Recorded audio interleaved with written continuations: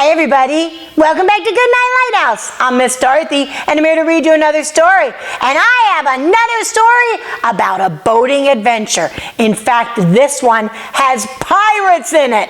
And not just any pirates, dinosaur pirates. Because this book is called Captain Flynn and the Pirate Dinosaurs. Pirate dinosaurs? I didn't know there was such a thing as pirate dinosaurs. Pirates are people that come along and take your boats and things like that. But I didn't know dinosaurs did that. What is a dinosaur going to do with a boat? We need to get into this book and find out what happens when Captain Flynn finds the pirate dinosaurs. Are you ready to get inside this book with Miss Dorothy? Good. I need you to sit up and listen up, because here we go. Captain Flynn and the Pirate Dinosaurs, written by Giles Andreae, illustrated by Russell Ayto. This is Flynn. He is wearing his pirate t-shirt and coloring in a picture he has drawn of a dinosaur. Flynn loves dinosaurs. Wow, look, he has dinosaurs all over his bedroom. One day at school, Flynn was coloring in a new dinosaur picture when he realized he didn't have quite enough markers. "Why don't you have a look in the supply closet, Flynn?" said Miss Pye, his teacher. "I think there are more colors at the back." So Flynn opened the door and stepped into the closet, going to look for more markers. There were lots of paints and rolls of paper and pots of glue, but Flynn couldn't see any markers. As he searched, he heard a noise. Boo-hoo-hoo-hoo-hoo! Boo-hoo-hoo-hoo-hoo! Sniffle, sniffle, shuffle, sniffle, sniffle. What's that noise? Right at the back of the closet, under an old curtain, was something shaking and shuddering. Flynn crept closer and closer. When he lifted up the curtain, he couldn't believe his eyes. It was a real, live pirate captain. Hello, said Flynn. What's the matter?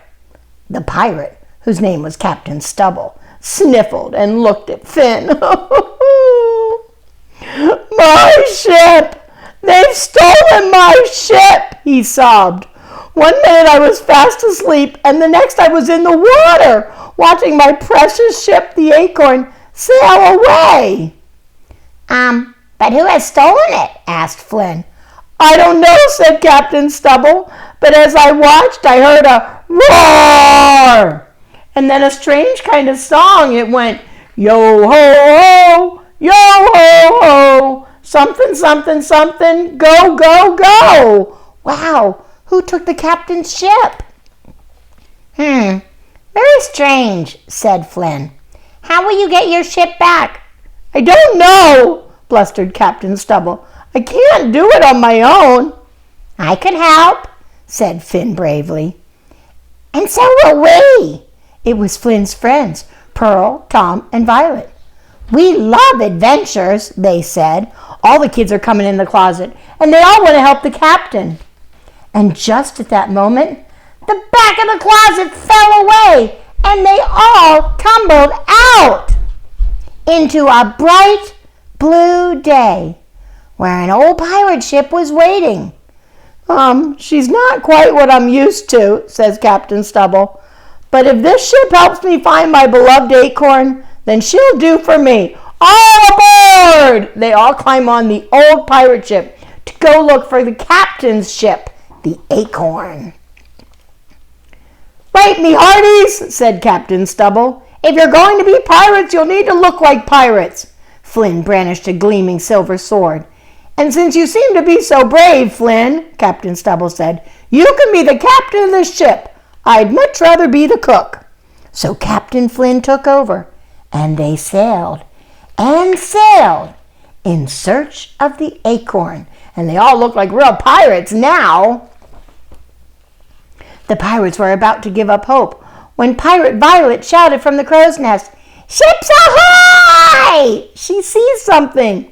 Stubble grabbed his telescope. That's my precious Acorn, he cried. Let's board it, cried Captain Flynn, and reclaim your ship from those pirate bad guys. All hands on deck!" They sailed faster and faster and got closer and closer. When they were nearly alongside the ship, Captain Flynn put the telescope to his eyes. His face went white. They're not just ordinary pirates," he stammered. "They're pirate dinosaurs!" And that is exactly what they were. There was a pirate diplodocus, a pirate stegosaurus, a pirate triceratops, and a pirate pterodactyl. And right at the helm of the ship, steering its course with his claws on the wheel, was a great big pirate Tyrannosaurus Rex! Ah! When he saw Captain Flynn, he roared an almighty roar. The dinosaurs sang out in terrible voices, Yo-ho, pirate dinosaurs, go, go, go! That's what they were singing. "Attack!" cried Captain Flynn, and the great battle began. Clang, clash, swish, splash. It wasn't long before all the pirate dinosaurs jumped overboard in terror, all except the Tyrannosaurus Rex. He roared an almighty roar. Captain Flynn could see his huge, sharp yellow teeth and his tonsils wobbling ferociously at the back of his throat. "I challenge you to a duel," shouted Captain Flynn. "I'm going to cut you up into little pirate sausage," yelled the Tyrannosaurus Rex, dribbling greedily. "Then I'm going to put you on a barbecue and eat you up. With too much ketchup," he added. Oh no, what a mean Tyrannosaurus Rex. "Oh no, you're not," yelled Captain Flynn and charged. Their swords flashed and crashed and bashed and smashed for at least 2 hours and 25 minutes until finally the Tyrannosaurus Rex was exhausted. "Captain Flynn," he stammered, "I surrender. You're such a great pirate that you should be the captain of all the pirate dinosaurs. Please spare me, and I promise I'll be the best pirate in the world. Honest." Oh, the T-Rex now knows that he cannot mess with Captain Flynn. "Then maybe one day I will be your captain," replied Captain Flynn. "But now we'd better get back to school. It's almost lunchtime." So Captain Flynn took the wheel of the Acorn, and while Pirate Pearl, Pirate Tom, and Pirate Violet untied the crew, Stubble made a delicious fish stew. Wow, now the real captain's down there being the cook. When they got to the harbor, they waved goodbye to Captain Stubble and to the Tyrannosaurus Rex. Finn saw that the door they had fallen through was still hanging open, so they all clambered in.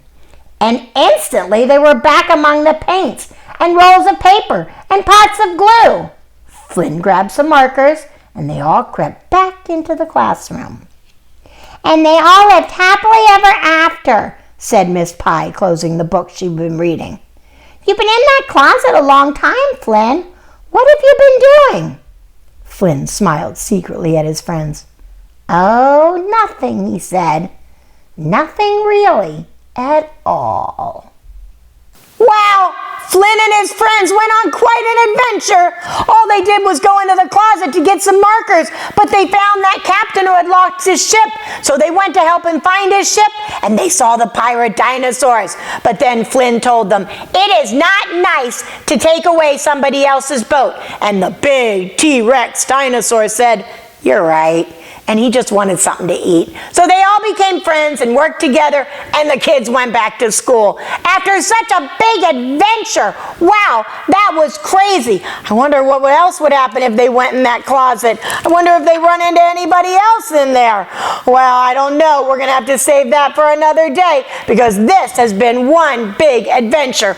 Enough an adventure for one night. Now it's time for all my little captains to get into bed. I need you to get under your covers, get cuddled up, curled up, ready for a really good night's sleep. And tomorrow, if you go into a closet to get markers and you run into some captain who lost his ship, don't go with them because you might run into some pirate dinosaurs. Run back out and tell the teacher that there's a captain in the closet. That would be the best thing to do. And whatever the teacher says, obey, and obey right away. And then come back and see Miss Dorothy, because I'm going to be sitting right here, ready to read another book to you. Bye! Thanks for reading with Miss Dorothy. I hope you enjoyed this book, and I hope you'll come back soon to read another. What's your favorite book? Drop Miss Dorothy a note and let me know. I'll go find it, and I'll read it to you. Be sure to subscribe, like, and share. I'll see you soon.